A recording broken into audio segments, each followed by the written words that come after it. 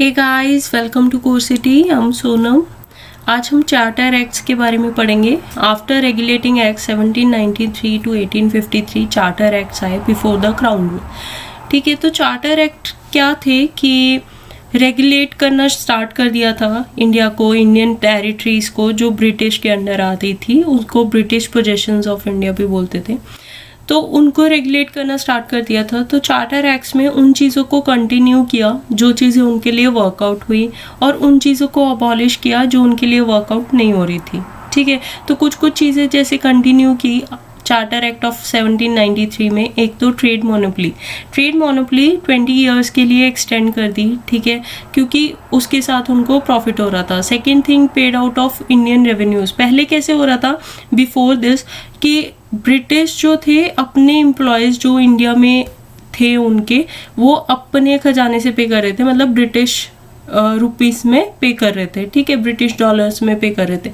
But अभी क्या हो गया कि उनको यहाँ का रॉ मटेरियल ब्रिटिश कंपनीज में जाके तैयार होने लग गया, और उनकी मार्केट क्या बन गया, इंडिया। तो इंडियन लोग उनको खरीदने लग गए। तो उससे जो प्रॉफिट आ रहा था या फिर इंडियन रेवेन्यू से जो भी इनकम आ रही थी, ठीक है, वो सारी पे आउट होने लग गई टू देयर पीपल। तो इससे क्या हुआ कि हमारा जो इनकम का फ्लो था वो ब्रिटिश गवर्नमेंट के पास जाना लग गया। पहले कैसे था, यहाँ के स्टाफ्स को लोग पे करते थे, तो इंडियंस को प्रॉफिट होता था जब वो ट्रेडर्स थे। ठीक है, तो इंडियंस को प्रॉफिट हो रहा था from the rents, from the market, from the material और गुड्स जो भी वो सेल करते थे। बट अभी कैसे था, लॉस में जाने लग गए थे, इंडियन रेवेन्यूज ब्रिटिश के पास जाने लग गए थे। फिर आया चार्टर एक्ट ऑफ 1813। तो इसमें क्या किया उन्होंने, ट्रेड मोनोपली जो 20 ईयर्स के लिए एक्सटेंड की थी, उसमें सारी चीज़ें मोनोपली से हटा दी except tea and trade with China, उसमें सिर्फ मोनोपली कंटिन्यू की। ठीक है, ब्रिटिश क्राउन की जो सॉवरेनिटी मतलब इंडिपेंडेंस हो गई थी। ठीक है, Christian missionaries first time India में आने शुरू हो गए थे। क्रिश्चियन मिशनरीज कैसे थे कि वो अपने रिलीजन को और स्प्रेड करना चाहते थे।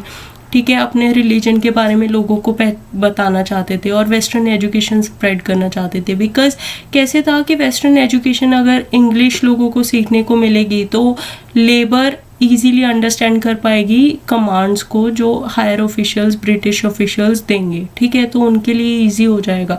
अदरवाइज कैसे था कि उनको बीच में कोई ट्रांसलेटर या तो खुद से लर्न करके उनको समझाना पड़ता था कि उनको क्या काम करना है। ठीक है, तो इस वजह से वेस्टर्न एजुकेशन का स्प्रेड होना शुरू हो गया, और लोकल गवर्नमेंट के पास कुछ कुछ पास दे दी, that is punishing non tax pairs.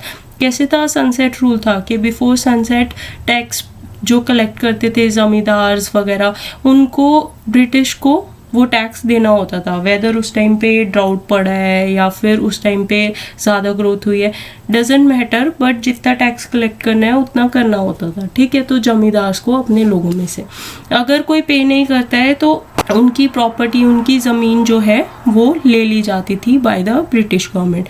तो कैसे हुआ कि जमींदार्स के पार उन्होंने ये पार दे दी कि अगर आपको कोई टैक्स नहीं पे कर रहा है तो उसे आप पनिश भी कर सकते हो। ठीक है, उसके बाद है चार्टर एक्ट 1833।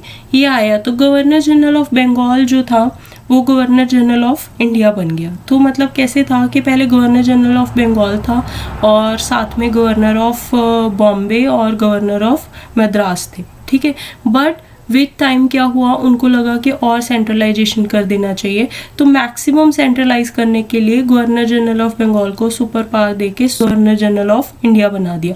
तो उसके पास बहुत सारी एक्सक्लूसिव लेजिस्लेटिव पावर्स दे दी। ठीक है, जो बॉम्बे और मद्रास के गवर्नर्स के पास नहीं थी। ठीक है, तो लॉर्ड विलियम बेंटिक जो थे वो 1833 में first governor general of India बने। जो उसके बियॉन्ड, इस एक्ट के बियॉन्ड क्या था, जो भी लॉज बनते थे उनको एक्ट्स बना दिया गया। ठीक है, तो सारे लॉज एक्ट्स बन गए। तो मतलब कैसे था, मैंडेटरीली फॉलो करने पड़ते थे लोगों को, और ये प्योरली एडमिनिस्ट्रेटिव बॉडी हो गया। ठीक है, इनके अंडर लेबर वर्क करती थी और ये एडमिनिस्ट्रेट करते थे। और फर्स्ट टाइम इंट्रोड्यूस करने की कोशिश की ओपन सिविल सर्विसेज। कैसे था उस टाइम पे, 2 टाइप ऑफ सिविल सर्विसेज था, एक अनकोवेनेंटेड और एक कोवेनेंटेड। कोवेनेंटेड मतलब हायर ऑफिशियल्स के लिए, अनकोवेनेंटेड मतलब लोअर ऑफिशियल्स के लिए, ठीक है। तो जो हायर ऑफिशियल्स पे कैसे था, जनरली यूरोपियंस और ब्रिटिश ही रहते थे। बट कैसे हुआ कि 1833 के चार्टर एक्ट के through first time open competition करने का अटेम्प्ट हुआ, बट इट फेल्ड, ठीक है। और मैक्सिमम सेंट्रलाइज किया गया इस चार्टर एक्ट के अंदर। चार्टर एक्ट 1853 आया। This was the final time जब मैकॉले कमेटी बैठी 1854 में and open covenanted civil services का सिस्टम चालू हुआ, ठीक है। तो इंडियन लेजिस्लेटिव काउंसिल जो थी वो भी फर्स्ट टाइम यहाँ पे बनी, जिसको मिनी पार्लियामेंट भी बोलते हैं, ठीक है। जिसमें प्रोविंशियल लेवल से भी 4 पर्सन लिए गए, Bengal, Bombay, Madras, Agra, so that different territories की प्रॉब्लम्स को सुना जा सके एंड एडवाइसेस दिए जा सकें, ठीक है। एग्जीक्यूटिव और लेजिस्लेटिव फंक्शंस को अलग अलग कर दिया सो दैट बेटर मैनेजमेंट हो पाए।